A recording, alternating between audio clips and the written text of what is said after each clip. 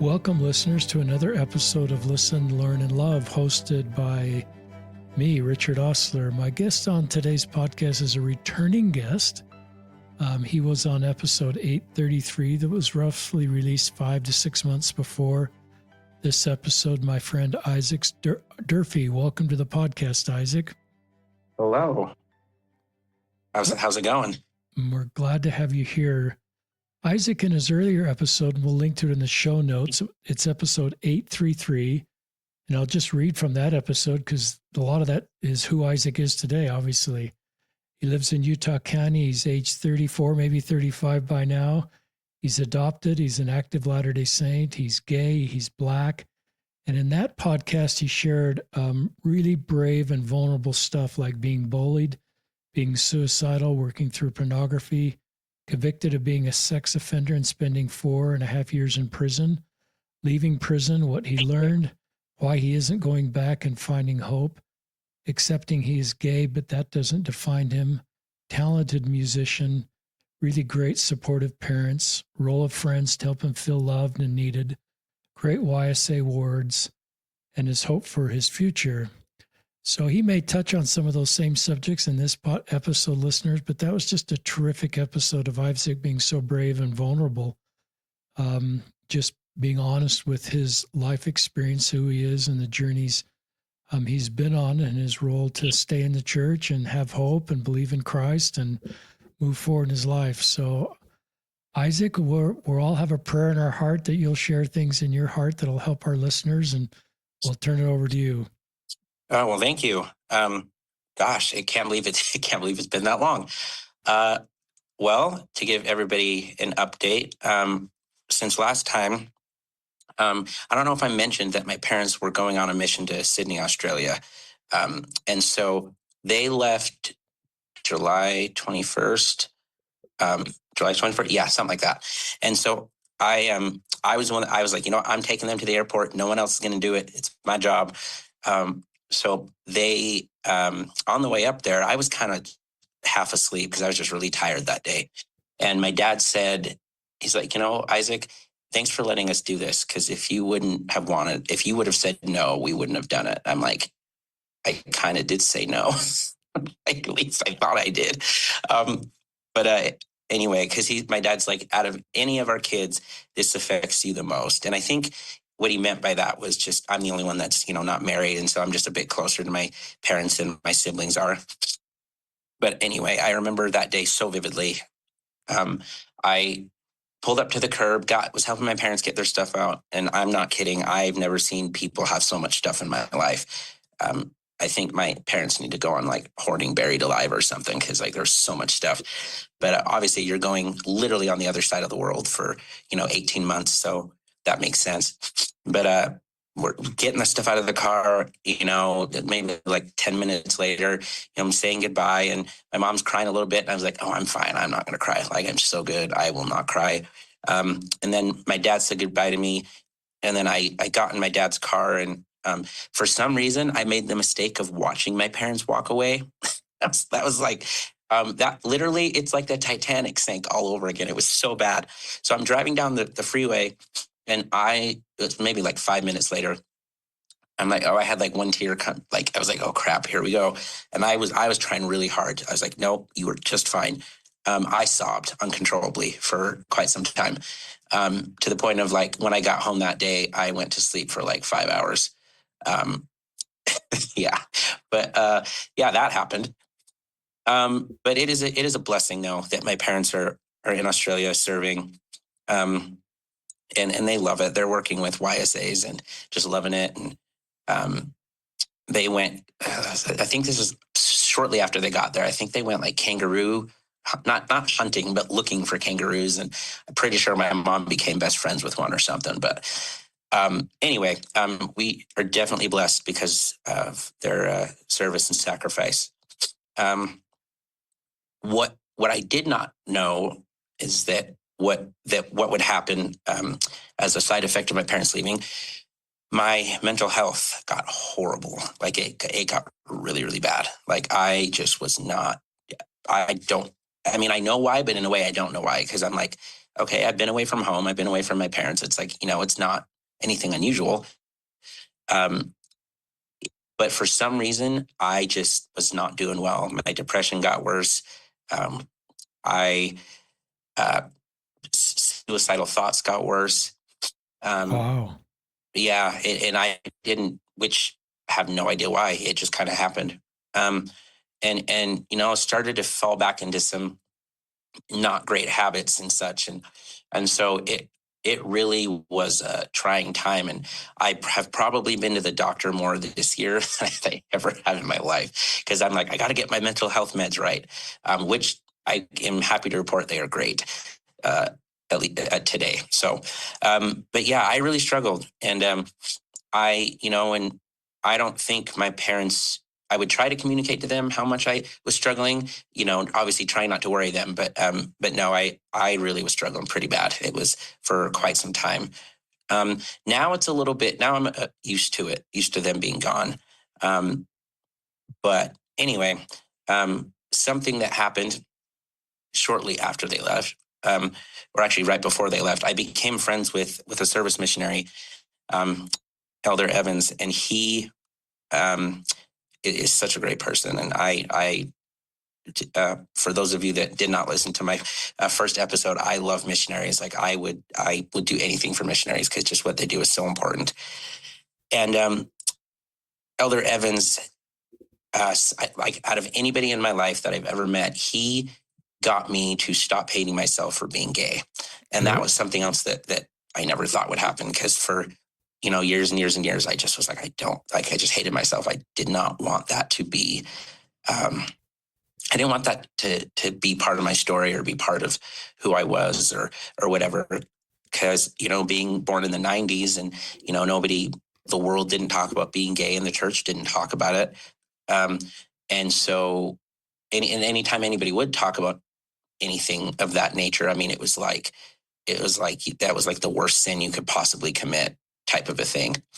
And so, and then obviously, as I got older, and in the early 2000s, you've got this celebrity coming out as gay, and this celebrity, and people started to come out more, and it started to become more of a normal thing. And I remember when gay marriage became legal, and I didn't really know how to feel, because I was like, I don't know, everyone's celebrating this. Like, this don't make no sense. But as I got older and really discovered that, oh, like, you actually are gay, now I understood where other people were coming from. But yeah, for the longest time, I did not want to be gay. Like, it's like, this is not fun. If there's a get out of gay free card in Monopoly, I'll take it. But fast forwarding all these years, I met Elder Evans in July, right before my parents left, and we just became really good friends. And he is a godsend, honestly. I've never met a missionary that has loved to serve as much as he does, which is just like the greatest thing to see. But he just, I don't know what it was. He just got me to stop hating myself for being gay, and I give him all that credit. Like, I don't take any of it. And so yeah, that's happened since I've last been on the podcast. And then, funny enough, and I joke with people all the time. So my parents left, and then I had a friend get married, and then another friend move, and then one of my best friends is moving at the end of February, beginning of March, to New York. 7 of the missionaries I was closest to just went home a couple weeks ago. And so everyone keeps leaving. And I remember I remember one day I was on the phone with a buddy, and I was like, I really just wish God would just stop taking people from me. Like, I'm not really dealing with this well, because I've never had this many people probably, like, I don't want to say leave my life, but just go other places, or what have you. And I was like, I am not down with this. Because when you're as close to your parents as I am to mine, and they leave, and then that's devastating enough, and you just want your friends to be around. And but I believe it or not, I've actually gotten used to it. A couple weeks ago, I actually had like two friends tell me, they're like, oh, yeah, I'm moving to this. And I'm like, you're moving where? And then I had another friend say, yeah, I'm getting married in January. I was like, oh, that's what we're doing, which I'm happy for them. Like I want my friends to be happy, but it just kind of stings because you love having your core group of people around. Trying to think what else has happened. But through all the things that I've struggled with since my parents have left, I feel like I am a much stronger and better person. I'm trying to be a happier person. It's not always the case. I have probably never made so many friends in my life, which I'm just beyond grateful for, all my friends. And that's something about me that, if you ever get to know me, that's something I don't take for granted at all. I love my friends. Like they just are the best. And I'm very picky about who I decide to be friends with. But I'm trying to think what else. I got a job because I don't think last time I was on the podcast, I don't think I got a job or had one at the time. I got a job and, work full time and, work hard and I'm loving that. I have started going to the gym, which if you know me at all, I don't like the gym. Usually my exercise is like I walked up the stairs and that's usually about the gist of my exercising. But I actually got, from being on the podcast a couple of months ago, I actually got in contact with Jake and Joe Sharp, and I love those guys. Those guys are like some of my favorite people on planet Earth. And, heard their story, and then, they kind of inspired me to go to the gym, and it was rough at first. It was really rough. But, with their support, I just kept going. And so I'm definitely grateful to those two for helping me in that arena. And it also is great to become friends with people like that as well, because they advocate for mental health and are just have never judged me, even if I've maybe had like a really hard day and I'm talking to them about something. And so my kudos to those guys, and my hat is definitely off to them. Let's see, what else have I done recently? I don't know if I had been to. You know what? I think I had one more Vegas trip. So I'm a huge music person. Have always been that way. My favorite singer ever is Carrie Underwood, and I saw her Vegas residency 4 times from like the winter of 2023 till April of this last year, I think. No, last year. Yeah, I can't remember. Something like that. And I've had so much fun going with my friends to Vegas, and I'm very, very blessed. And on the spiritual side of things, the priesthood and the temple are still my goals. I had a few bumps in the road, or more like potholes. And my dad jokes and says that if you hit a pothole, you're not coming out for about 30 years. And he's got a really good point. Now I get what he's saying. Just had hit a few potholes, fell in. I'm slowly climbing my way back out. Though the priesthood and the temple are still my goals. They're still very important to me. And my bishop asked me the other day, he's like, Isaac, why do you want the priesthood so bad? And I knew the answer, of course. Like I guess I've always known that this was the answer. I have been blessed so much in my life by the priesthood and by friends and family giving me priesthood blessings and being worthy to do so. And it is just, to me, it's one of the best ways you can serve other people. And so I want to give to other people what I have gotten for most of my life. So, and then let's see, and so that'll happen, I think, by my birthday if things go well. So got a couple months, but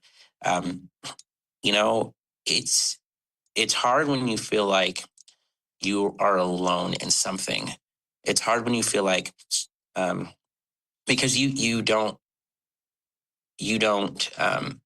sometimes you feel like you're the only person going through it, and sometimes you feel like even if you have people that to talk to, sometimes you just feel like you don't. And after my parents left, that was definitely me. Like I really was just not doing great.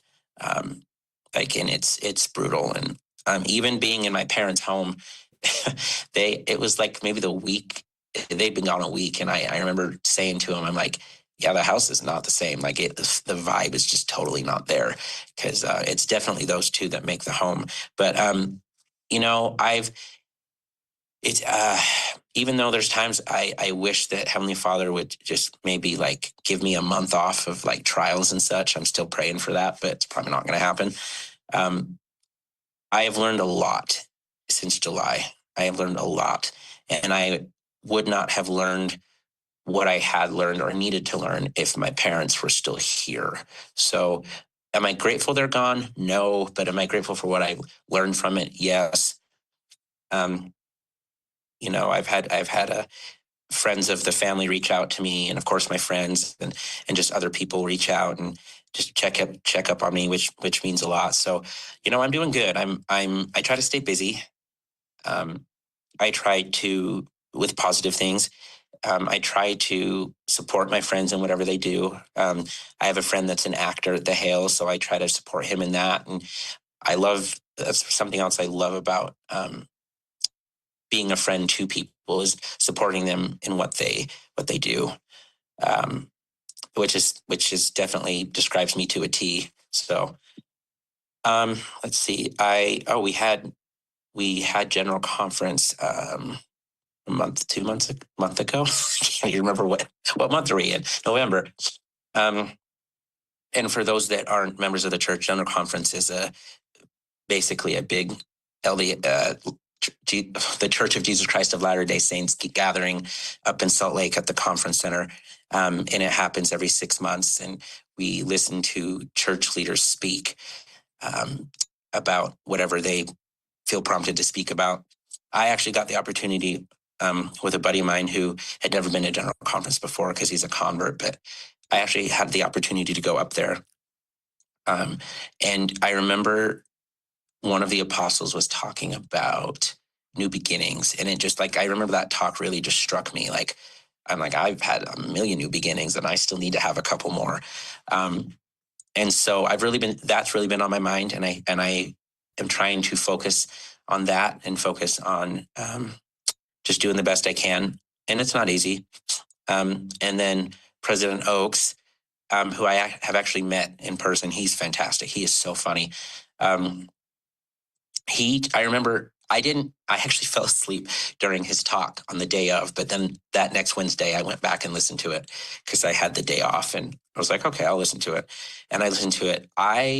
Not going to lie, love President Oakes to pieces, was not a fan of the topic, which was, the family and the Family Proclamation. And I'm not really the biggest fan of the Family Proclamation because I got to make sure I say this correctly.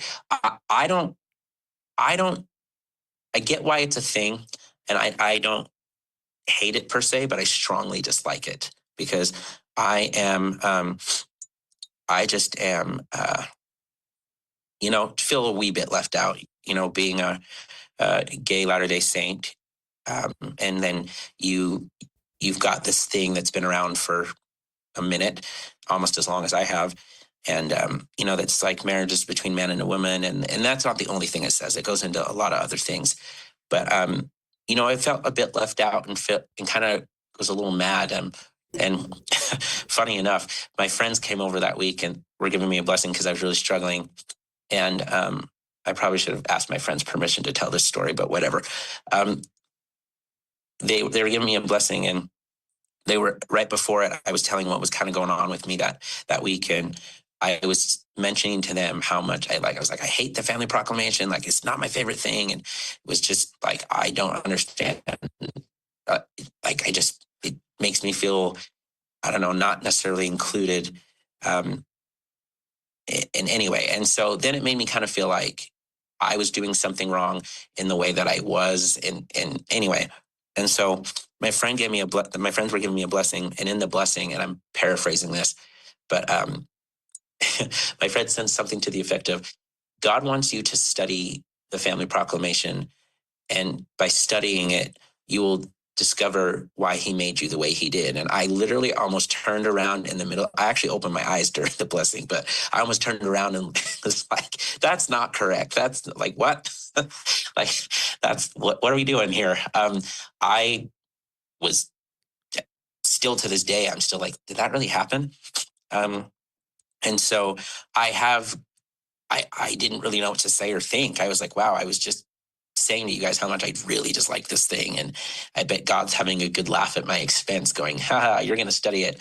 I have not discovered that particular reason as to why God made me the way he did. I'm still working on it. And, still studying it. And so hopefully sooner rather than later, I will find that reason. But it was just, that's just another example of why I love the priesthood so much. Is I love that God can talk to us that way, and it's like right then and it's right there. And I have such a testimony of that.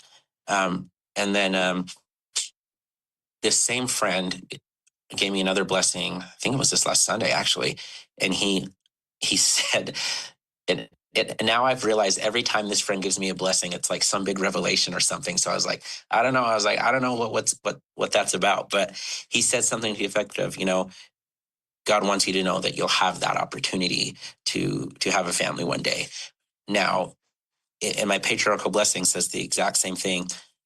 Now, what both blessings do not specify is if that's in this life or the next life. And I'm kind of going with the next life. That's kind of what I personally feel like it would be, just because it would take the earth being split in half for me to get married in this life. But I don't hate marriage or anything, but it is a weird topic when you're in a position like mine.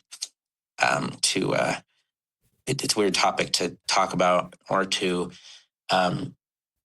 it's like, how do you support your friends in marriage? Because I've obviously got a ton of friends and cousins and that are married, and some have kids, and I've got more friends getting married, and my oldest nephew Jackson just got married over the weekend, and then I've got a niece who is probably getting married in February, and it is a little weird that I always thought that, like, when I was younger, I'm like, oh yeah, I'll be married before then. I'm like, that's it, not like it's a race or a contest or anything, but and so it is a little weird that my nephew and my niece are like beating me to it per se.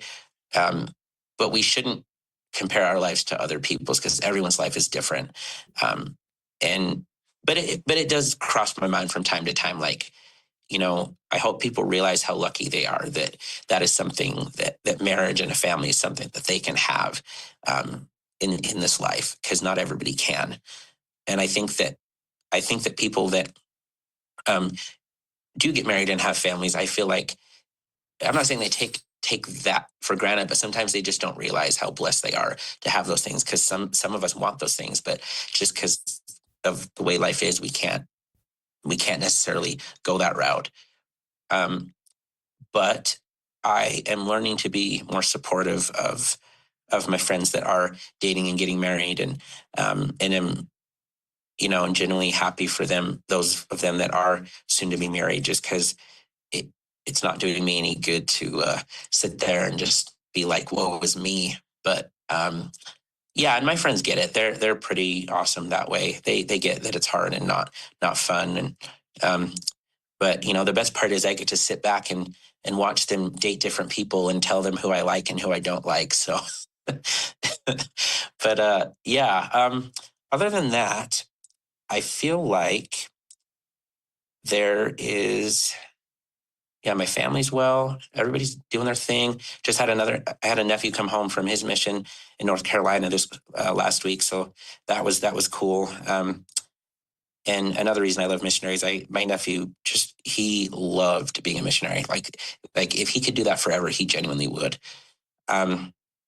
He came home, and he's doing great. And I'm actually about ready to move to a different city, still within Utah County. So that's happening this weekend. So there's a lot going on. Planning stuff for Christmas as far as like church stuff goes, and very excited about that. Just got done a couple weeks ago with doing the music for state conference, and had so many musical numbers and was just floored at how insanely talented people are. And just, I've never been to a church meeting where the Spirit was so strong, honestly. And so very, very grateful to be in the ward and the stake that I'm in um, at the current time. So yeah, what's next for me? Like I said, I hope it's the priest and then temple, and then just continuing to progress. And I still go to therapy every week because the good Lord knows I need it, and I know I need it. And therapy's going great. I do ask my therapist if he thinks I've made progress, because sometimes you want to know if you have, and because we are ourselves, we don't always see the progress that we have made. So making progress there, really trying to,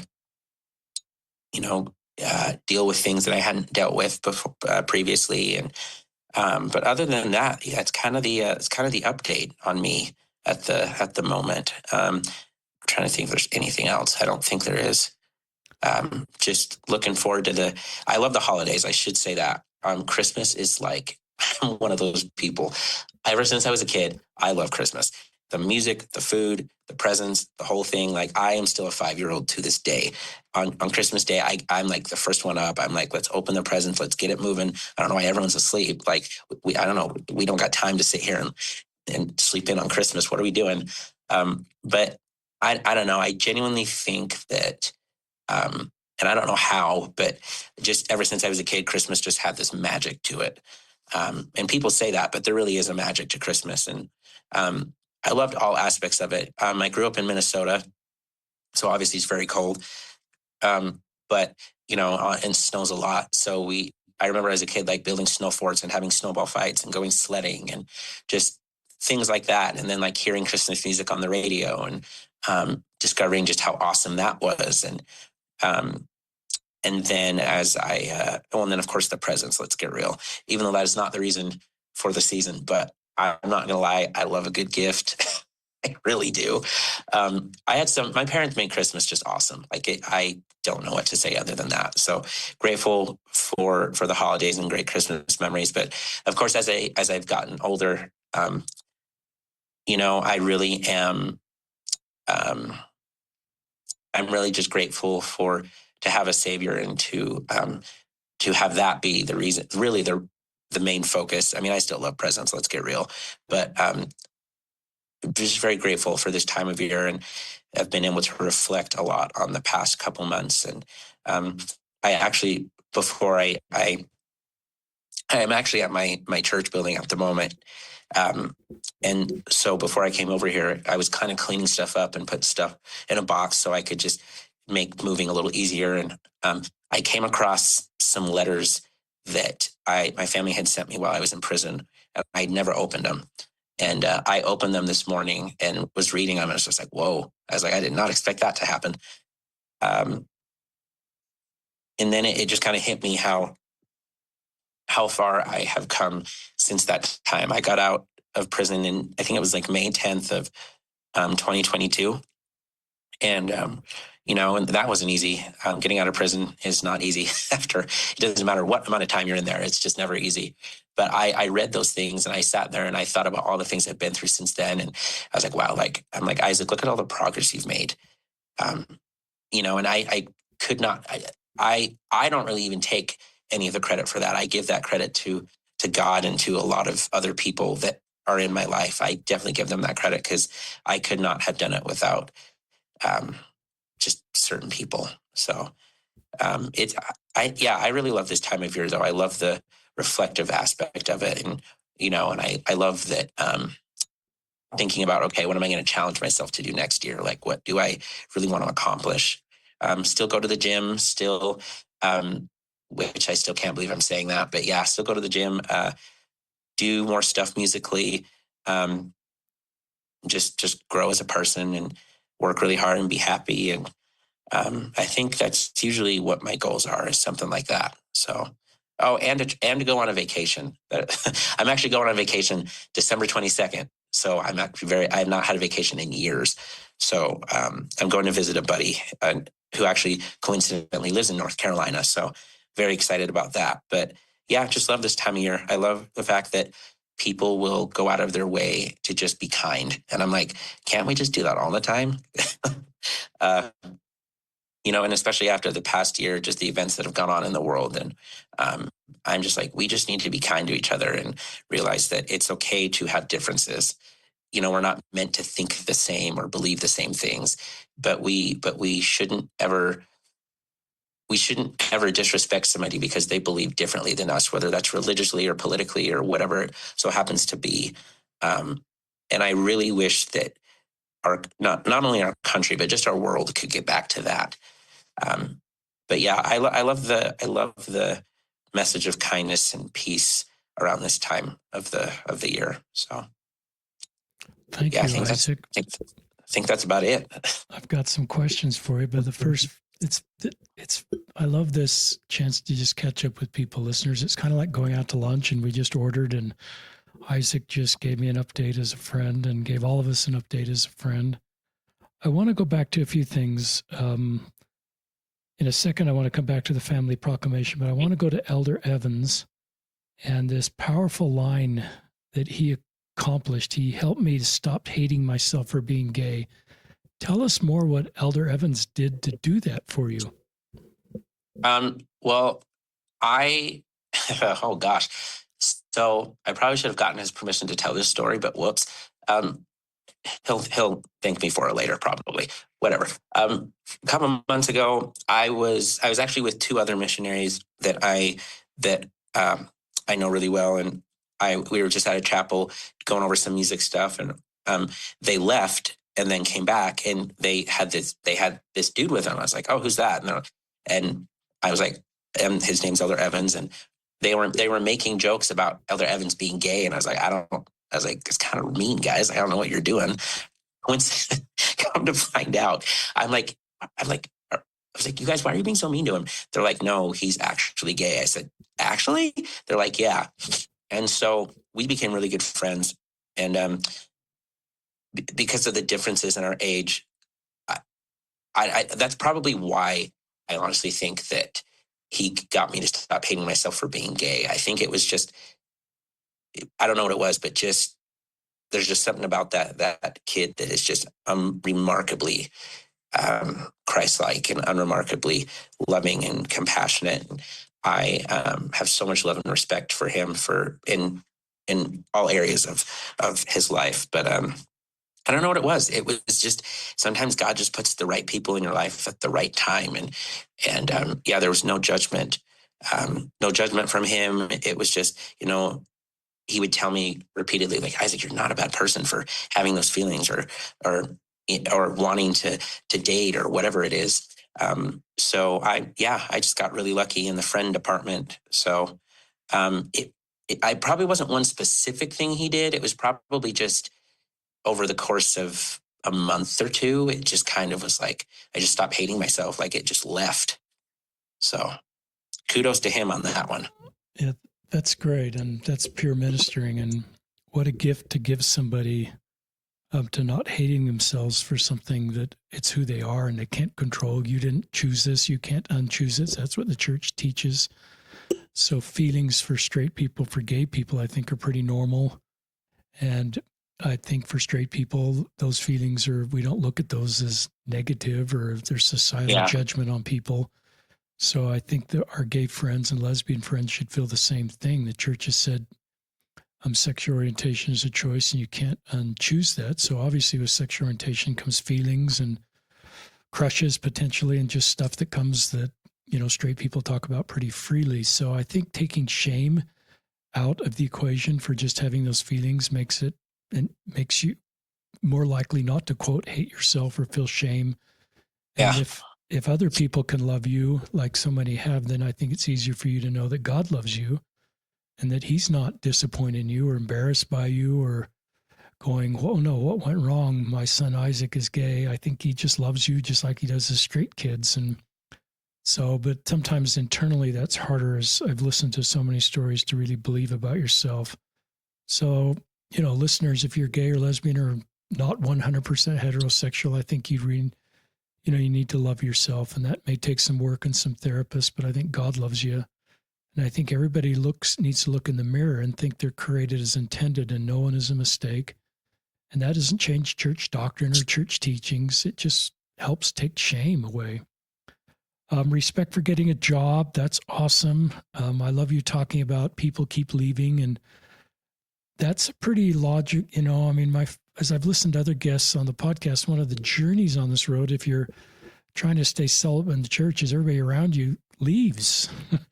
How many marriages have you seen of your friends? And so that could be, as you correctly articulate, sometimes painful, and your heart might get wounded and not want to make friends. That's something I admire about you, Isaac, is you're continually trying to make new friends, making new friends.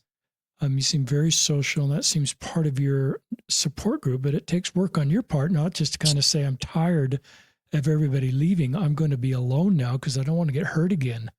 So respect for you. Just continue to build circles around you of people that love and support you. Well, thank you. Yeah, no, that means a lot. It's something I try to do. And like I said, I'm very picky about who I choose to spend my time with. I want to spend my time with, good people, and good people that aren't judgmental and won't judge me. And I definitely don't judge them. And I've just, for all the friends that I've made, for all the friends I currently have, I just learn a lot from them. And I think one of my favorite things about the people I'm friends with is they are never afraid to tell me the truth, even if I don't want to hear it. But they know I love and respect them enough to listen to them and hear it. So I'm a blunt person, like very blunt. Like my mom wishes I had a filter, but I do not. But I love it when my friends are blunt with me, because they know like I said, I love and respect them enough to hear them out and seek their advice and counsel on things. So, circling back to jokes, it sounds like back to Elder Evans, you heard about him through a joke from other missionaries about him being gay. Yeah. Well, sorry. So just to clarify, I was with these two missionaries, and they left we were at a chapel working on some music, and they left and they came back, and Elder Evans was with them. I probably should have specified that, and so that's how, so they're sitting there. Elder Evans, of course, is making the joke along with them. And I was like, you guys, that's kind of mean. Like, I don't know what it's like, what are you guys doing? And so that's how me and him became friends, is through these other missionaries. So. Well, that sounds like Elder Evans was part of it. It was just, they were joking in a positive way versus a negative way. So thanks for setting the tone on that. If it were a negative joke, I just think jokes about, queer people have no place in the gospel of Jesus Christ, as you know. And so I just hope we can improve to not do that. I want to talk about the Family Proclamation. You're honest about that. And I've talked a fair amount about this on the podcast, listeners, but we have the Family Proclamation in our home. It's in the next room, beautifully framed, but it doesn't answer the questions of how gay and lesbian people fit in the plan. They may fit in the plan if they decide to go into a mixed orientation marriage. In other words, if Isaac, a gay man, married a straight woman, and that's a mixed orientation marriage, and then that sort of fits in the Family Proclamation. But the church is kind of neutral on that. President Hinckley talked about that, that they're not encouraging that or really discouraging that. So that's a possibility. But there's a lot of people, my gay and lesbian friends active in the church, that just feel like a mixed orientation marriage is not going to work for them for a number of reasons. So one of my gay friends sort of talked about being locked on the porch, and he's looking inside the windows, and there's all these people that are able to make the proclamation of the family active in their life, straight couples, and all the beauty and joy of marriage and families and children. And they're sort of outside in the cold looking in the windows, and they actually want to come in. And the key they hold doesn't unlock the door. And the key is sort of being straight, and they don't know how to be straight so they can walk through the door and participate in that. And so that can be pretty triggering for them. And then when we talk about in conference, it can be, like Isaac is kind of graciously talking about, pretty difficult. So I still support the Family Proclamation. My wife and I are inside the house enjoying all the things the Proclamation family talk about, but I'm aware that there's gay and lesbian members on the porch. And if I just hand them a photo of my beautiful life and say, this is sort of like the proclamation. If I just hand that to Isaac and say, this answers all your questions, I don't think it does. I think it can actually cause them to feel more excluded and unvalidated with the complexity of their road.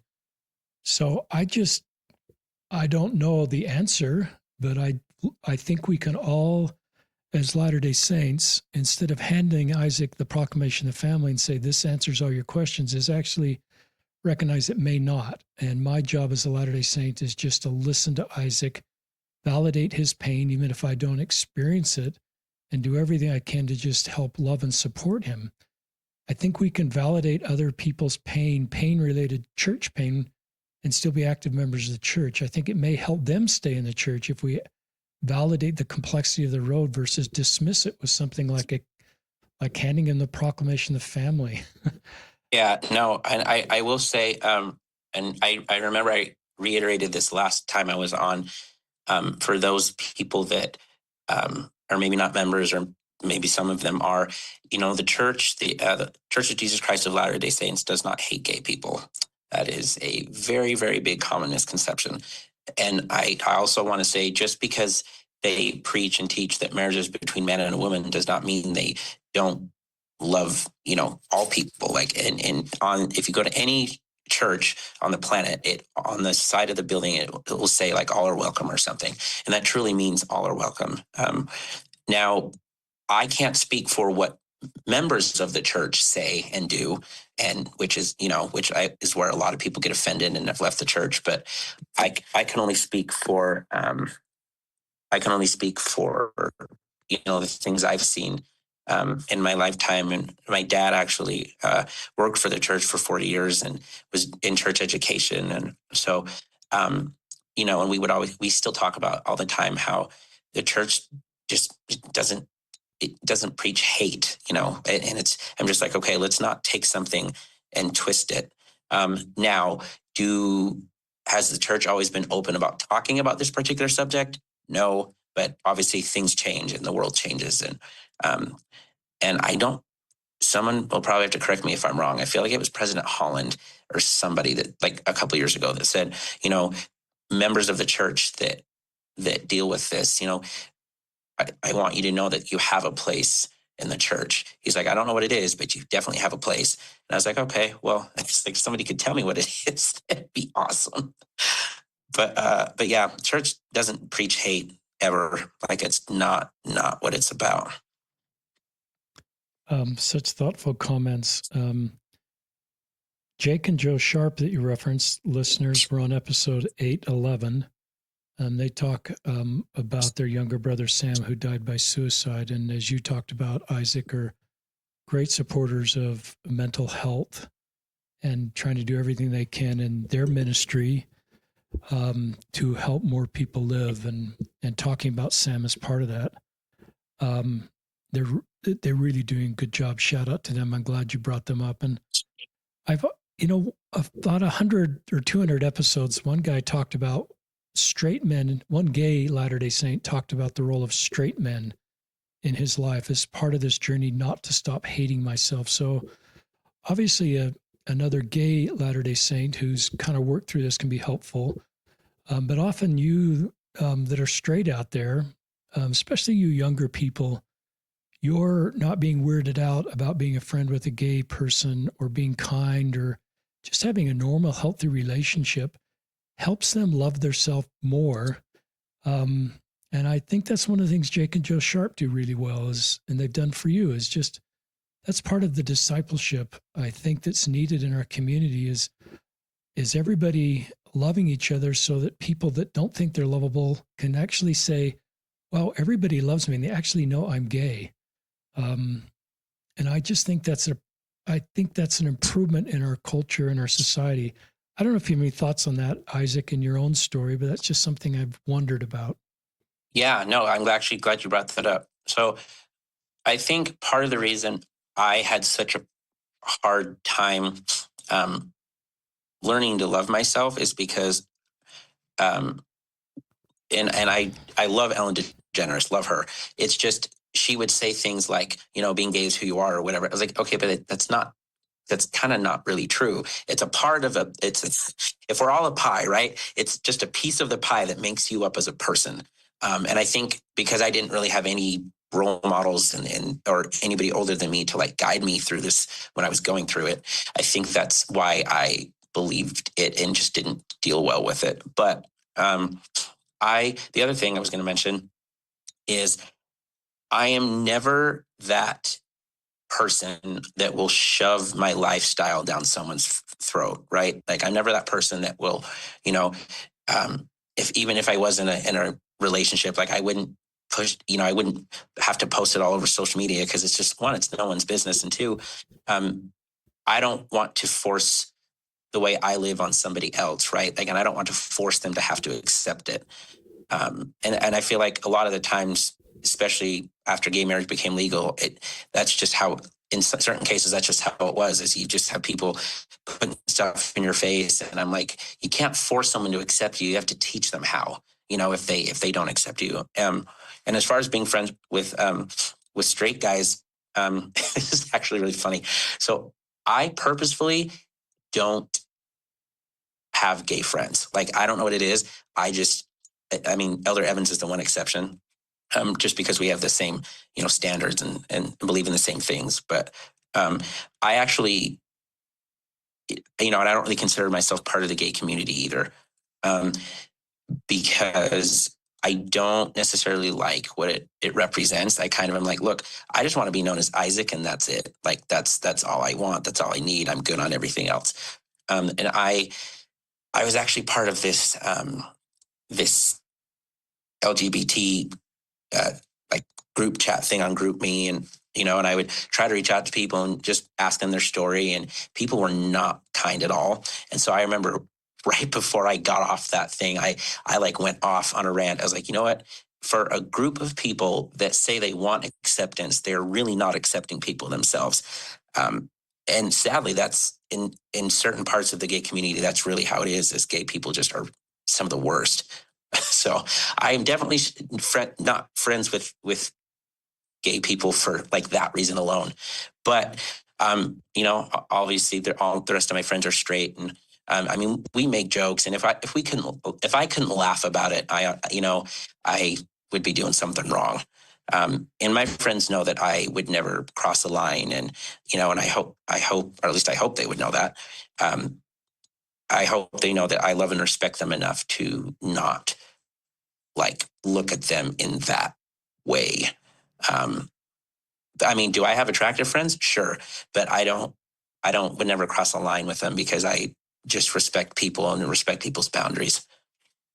That's great. And every story is a little different, listeners. So that's one of the things I learned. Every story is a little different. My wife used to teach when we were in a YSA ward about being unmarried, and you're unmarried and in a YSA ward. She really, and I believe what she taught, and I tried to teach the same thing for unmarried people in the church. And actually, as our leaders have said, there's more single adults in the church than married adults. So actually, you're not in the minority in that case as a unmarried adult in the church. But she used to really teach that people need to feel whole and complete now. Every single person I've met generally wants to be married and have a family. And because that can be outside of some people's control, straight or gay. And then they start to look inward in an unhealthy way and say, this is my fault, or what did I do wrong, or what sin at some point in the line is God punishing me for, and now because I'm not married. And I think a better approach is just, and this is what I believe our heavenly parents want us to feel, is feel whole and complete now as single Latter-day Saints, even in debt, even with jobs that aren't perfect, even without our careers not figured out, even with still the dreams and hopes in our heart, but to come from a position of strength, feeling whole and complete now. And that doesn't take progress off the table. I think it just takes any progress we make, not from a position of brokenness or weakness or incompleteness. I don't know if that's a word, but from a position of strength, that we're good people. We're divine children of heavenly parents, and they love us. And where we are right now is acceptable to them. They're not disappointing us, even if we're in the middle of that pothole that Isaac talked about. Oh my gosh. Yep. I don't think they'd say we're back to square one, whatever we're working on. I think they'd say we're one step closer to getting out of that pothole, and we're not back to square one. And all the work we've done and all the repenting we've done is not putting us back at square one. Mm. I think their love for us is unconditional. Eternal life is conditional on on keeping commandments, but I think their love is not like that. I think they're with us in the middle of the pothole in our worst moments, and I think they love us, and that's not an earned transaction. That's just there. So that's a little theology that I believe in that I think is consistent. Respect for your parents. If they're listening in Sydney, Australia, we had a son that served there. We went to Sydney. We love that part of the world, and I love the way Isaac loves you. And this first podcast with you, this latest one, and your courage to go serve a mission, and on some level knew that would be hard for Isaac, but good for Isaac. And you can tell just the love Isaac has for you. And so this is a beautiful family love story that I'm sure has some ups and downs, but this is a success story of where Isaac is. And another thought I wanted to share, just while we're on the subject, I thought about a recent conference talk by Elder Kevin Brown. It was one of the best conference talk. He is a Black general authority.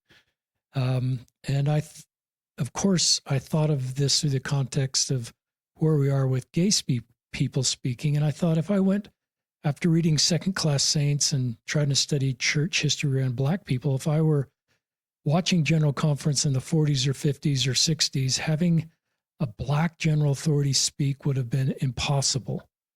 And what I would have thought about Black people would have precluded my mind even being open to that Elder Brown, a Black Latter-day Saint, could give the kind of talk he gave. And here we are in 2025 listening to Elder Brown's talk, and it's just an incredible talk. And we recognize we're better off for Elder Brown. And he, like you, doesn't define himself being Black as the whole thing about him. It's like being a part of him. But it is part of him. And we obviously can see that when he speaks. But then I thought, will we at some point hear an openly gay? Doesn't mean they're acting on it, just open with their sexual orientation, gay or lesbian person speak in General Conference. And will they give the kind of talk that Isaac or that missionary he referenced, or many of other guests that have been in the podcast could give about love and compassion? My LGBTQ friends often have a really highly evolved relationship with Christ because that's been the anchor in their lives. And sometimes everybody else has kind of failed them at times, being gay and lesbian or trans. And then their ability to talk about Christ, not from a theoretical way, but from a first person understanding Christ and our heavenly parents. So I don't know when that'll happen. I would hope that happens in our church, where somebody that's openly gay or lesbian, living church teachings, speaks in General Conference, and then we all go, wow. And people are harder to hate close up when we see them and move in, like Brene Brown, and maybe some of the homophobia and transphobia, just like maybe some of the racism when we see Elder Brown. I'm picking on you, Elder Brown, just because you gave such a great talk. Obviously, other Black general authorities have spoken in church, but you're kind of top of mind right now because of your talk and who you are. And so I don't know how you feel about that, Isaac, but it's just, I hope for that. Right now, a young gay or lesbian Latter-day Saint can't look up in church leadership and see people like them. They don't have role models in the church that are out and open. Now that's changing. Ben Shalati's probably my favorite, one of my favorite out, gay Latter-day Saints who's been so open and in the church and has been a tremendous role model, giving hope and perspective for others. But I hope it's more of that.